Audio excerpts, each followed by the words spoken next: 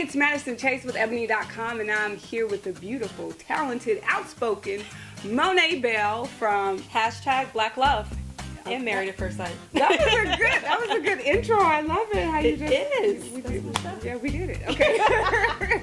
So let's go back to Married at First Sight. Yes. Let's talk about how did that opportunity come about?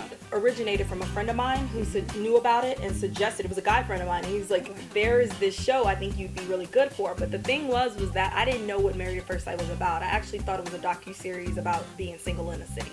Really? That's what I really thought it was. And then they interview you, and then you come into this like conference hall or whatever, and you meet all the experts, the producers, the creators, the writers, and all of that. And when you meet with them, that's when they start telling you the tea on what the show is really about. And they say, like, at the end, you got 48 hours to figure out if you want to proceed with the process. You only have 48 hours from the initial interview. Yeah. And I was like, to be honest with you, I don't know if a lot of people know this or not, but myself, Jamie, and Courtney came out of that same room. Oh, wow. We were all together, and we were the last of the casting at that time. That's really interesting. It was I think when you think about television shows and docu-series, to me it was like an epic show just because people think, oh, that sounds crazy. Oh, modern day marriage or arranged marriage, that sounds crazy. But to me, it's one of my favorite shows because it was so real. So watching it, yes. How real are the experiences? Because I think a lot of people think reality, they think a lot of the producers kind of tell you what to say and what to do. But from your perspective and experiencing it, how real is the show? It was actually really real. Okay. I think to kind of put that in context, is people have to realize that, one, the channel itself was new. Mm-hmm. This was a brand new television program. Mm-hmm. So everybody was brand new. So there was no producing us. It was actually just, there were things happening. And I tell people, look at the season 1. I walked around in the same pajama pants every episode. Like, it was real life, because in real life, I would be dressed for work. I would come home and I would grab off the hook in my room my pajama pants and my t-shirts. That's how I walk around Madison. Like, it's no makeup. There's no glam squad. Right. It's regular life. Like, I work all day. I come home and film all evening. Yes, I love it. Yeah. So fast forward to the end of Married at First Sight. There were three couples. Yes. Okay, and so talk about the couples that stayed together and then what happened to you. So there are a total of 3 couples, and we're all matched by 4 experts. At the end of the process, 2 of the couples stayed together. They're actually still currently married and still in love, and I opted to get a divorce, and I'm divorced. Okay. Now, was it mutual? Yes. Okay, it was mutual. It was definitely mutual. Okay. Yeah. Now, a lot of people were rooting for you guys. So were. I was one of those people because I so wanted you guys to work.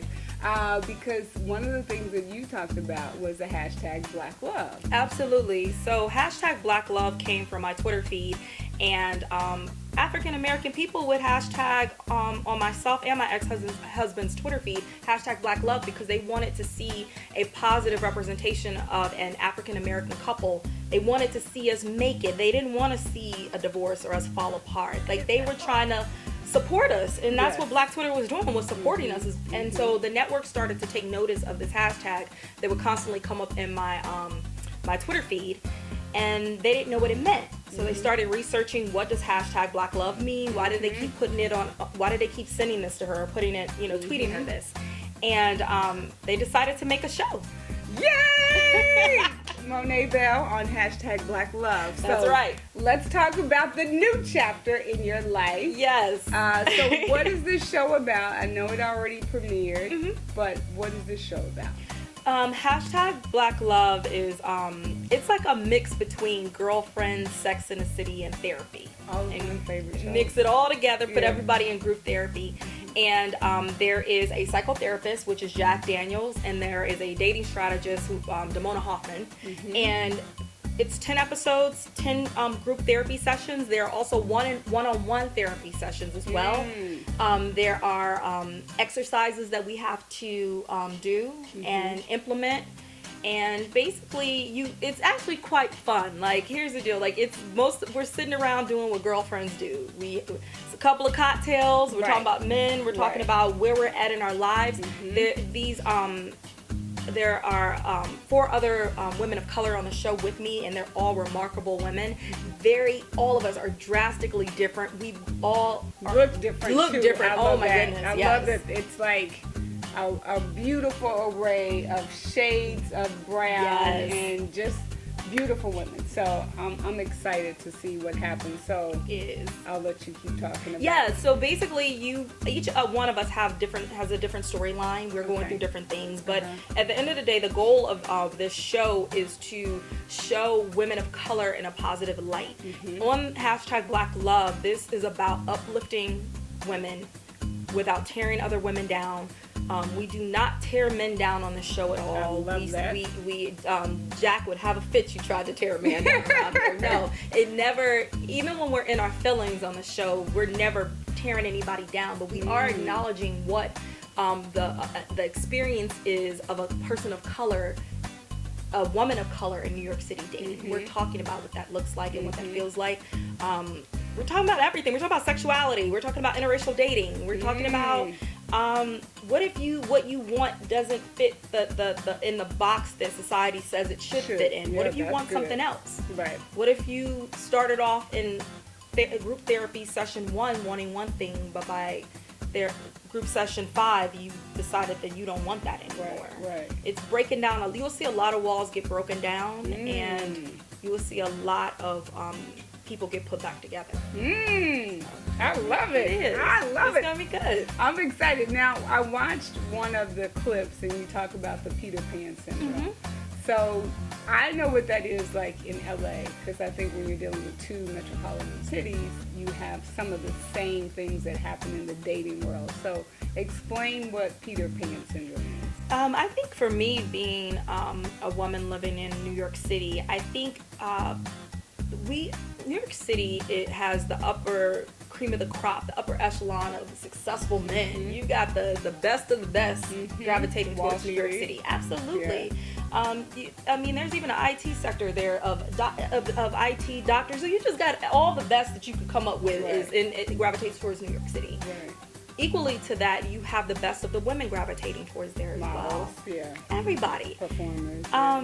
I feel like men have this luxury, particularly in New York City, where they don't have to settle down. They could be 44 and still start a family. 55. If they want to, they really could. And here's the other thing. I'm a product of that. Right. So my father was 18 years older than my mother. Wow. He was 49 when I was born. Wow. Yes. I don't want that. Yeah. I don't. Yeah. I don't. That's not the life that I wanted. It's not. But you know what? That is true. My father was mature. He was a good provider. He was stable. He was a man's man, and he was a very present father for me. And so, I guess you kind of men grow into that, and maybe that's what my mother found attractive in my father. But at the same time, my father was that same man I'm sitting here talking about that picked the hot little 20-something-year-old and was like, I'm gonna wait a little while, and then decided he would marry my mother, and then I was born after they got married. But men in the city it's a conveyor belt of hot 25-year-olds coming up. So I think that might be in all of the cities. It probably is. It's probably in all definitely cities. in LA. It's definitely the same way. Absolutely. So I know there's you said Jack and Damona. So you have 2 experts. So what have you learned about yourself in that process from episode 1?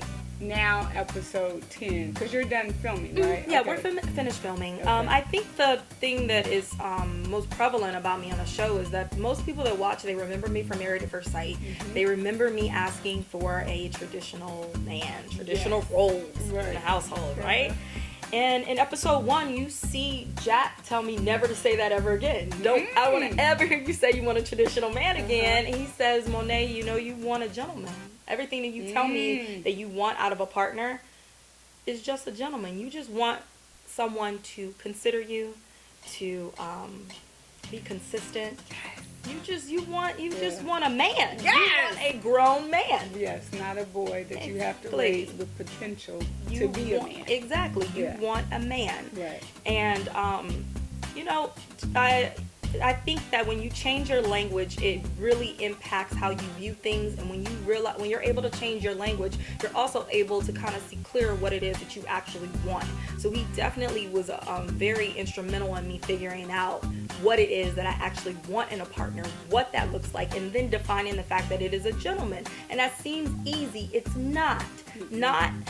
Unfortunately, we live in a day and age where, gentlemen, they're definitely out there, but you've got to find them. Yeah, you got to sift through the wheat to find the Absolutely. the thing, Yes. the parts. Yeah, so that's good. So fast forward, you're at the end of episode 10. If you could write another script or another show for Monet Bell, what would that show be? It would probably be some type of cooking show because America, I can cook. You just do what you want to do sometimes, and you don't when you don't want to do it. Right. And certain people inspire you to do things outside of your comfort zone. It would be some form of a cooking show. Cooking has become a passion for me, and it's something that I've started to do. Mm-hmm. And actively do for myself. I post my meals on Instagram. It's something I like to share with people to say that you choose to do certain things, and if you want to make that a priority, you will make it a priority. Right. And I've chosen to make cooking a priority for me. I love it. Go Monet Bell. So Monet Bell cooking on the FYI channel. Yes, FYI, make that happen. Thank you so much, Miss Monet Bell from FYI's #BlackLove. Had such an incredible time talking to you. And thanks for watching Ebony.com. I'm your girl, Madison Chase. Make sure you check out my new girl, Monet Bell of #BlackLove on FYI Network every Tuesday at 10:15 p.m., 9:15 Central Standard.